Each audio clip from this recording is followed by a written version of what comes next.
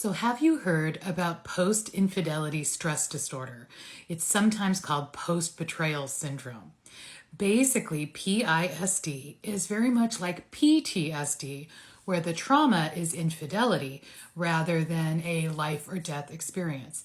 And it's a really big deal because infidelity is a profound trauma. And if you've been through it, you know how debilitating, overwhelming, and incredibly traumatic infidelity is. So it makes sense that you would have PTSD-like symptoms when you've experienced an affair.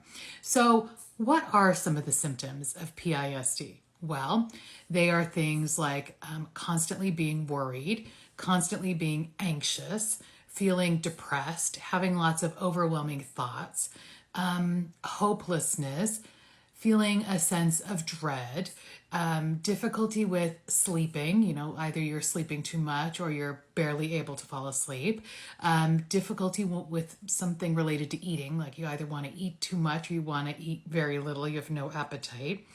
You will startle more easily. You will isolate yourself. You may have lots of rage, and you've heard about affair rage being a common experience. You'll have intrusive thoughts about the affair, pictures related to the affair partner, things like that. You may have nightmares about the affair or being abandoned or other hurtful things. You'll be irritable and have very fluctuating emotional states. One moment you'll be okay, the next moment you'll be very depressed. So having a few of these symptoms means you're likely struggling with post-infidelity stress disorder. If you find this to be the case for yourself as you're recovering from an affair, then there's several things that you can do to help yourself. One thing is to do extreme self-care, where you slow things down, you take very good care of yourself, you take more naps, you take more rest, you walk a lot, you focus on just kind of getting through the day and taking very good care of your physical body and, your emotional self. You also could do meditation and mindfulness. This very much helps us with recovering from trauma. You can do some individual therapy focused on trauma. You might want to consider doing some EMDR as time goes on.